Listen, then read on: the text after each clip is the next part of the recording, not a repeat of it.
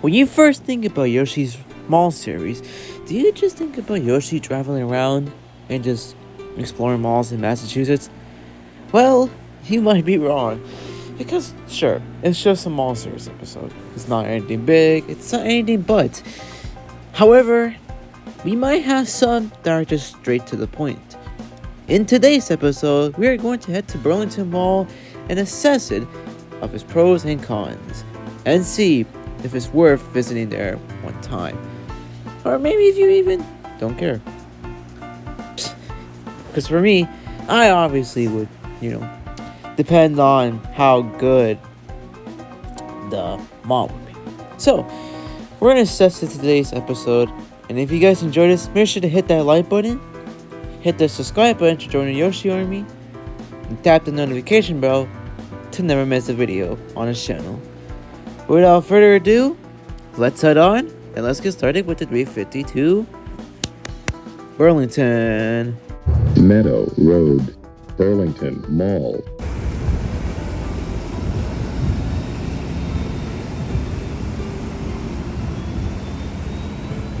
Welcome to Burlington Mall. Straight to the point.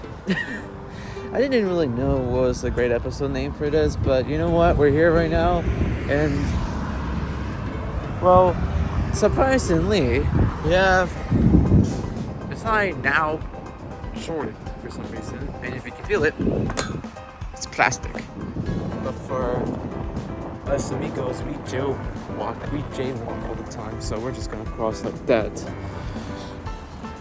It is called the Great Meadow Road for some reason, but they said in the announcements, in the stock announcements, it says as Meadow Road instead of the Great Meadow Road. Quite suspicious. The parking lot's okay. LRTA needs to work on their services more. Jesus Christ. What the heck is called adjacent to Burlington Mall? What? There's just so many things that can go wrong with Burlington Mall. But you know what? We're not here for that. We're just coming straight to the point, reviewing everything, and debating whether or not I get a game for my Nintendo Switch. Which realistically, I don't think I will. But if I want to, we'll have to see. Or a gift card. That could be a smaller preference choice. We'll have to see though. Who in their right mind would come here for express picking? There is only 4 accessible parkings. And just right at the entrance of Burlington. Quite limited if I say so for myself. There's no buttons to indicate when to cross, so that kind of makes it a little bit inconvenient. These bike racks look terrible. And literally their sign's just Burlington. Literally the plainest and boringest thing you can get out of Simon. And this, also boring, with 2 outlets right there, and I'm over here. Boring. Who the hell comes to the dry ricer room? Restrooms are completely far from inside the mall, making it very inconvenient to get to. Some of these stores don't even fit to my aesthetics, like this one. Yet again, there was some stores that were actually kind of okay and actually pleased me. Those touch screens do work efficiently, allowing you to get to specific places pretty good, with some navigations and even using QR codes to be put onto your mobile device. Neat. Why the hell is this busy? This looks way more busy compared to the one we visited in Cambridge Mall. Watch batteries. Why is it so far? Some places here are pretty much empty and kind of boring. These touchscreens terrifying. Why the f did they build this segment? So you include an album. This is by Pentagon. Should I get this? It's $28.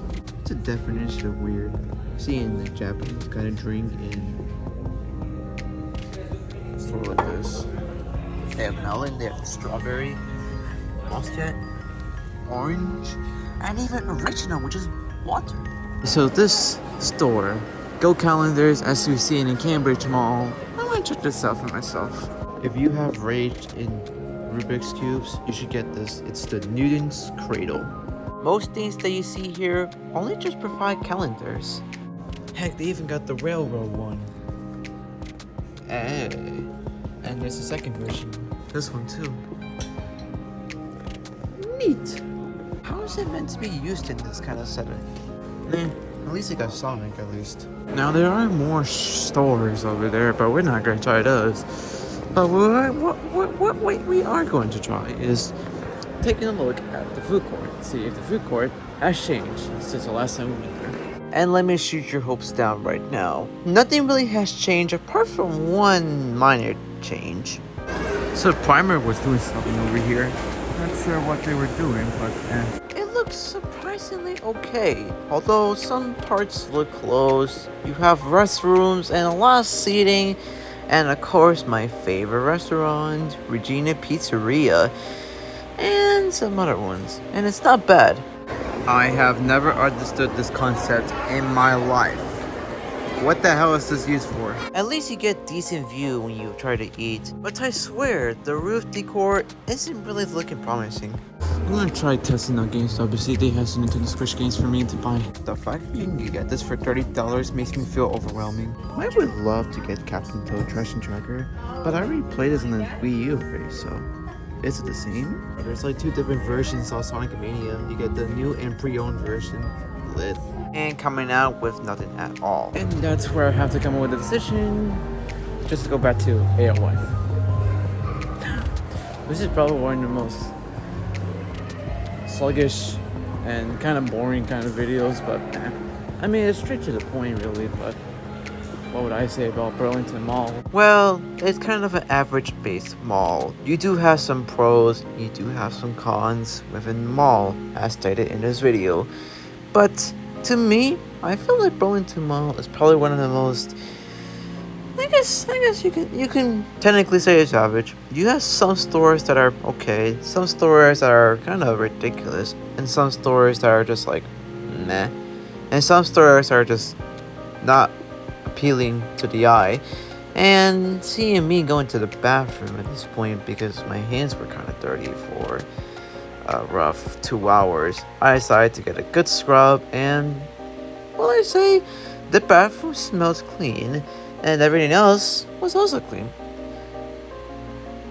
All in all though, I really do think Burlington Mall is probably one of the most average space malls, and I definitely do think that there will be a second opportunity to come here and film another segment of this.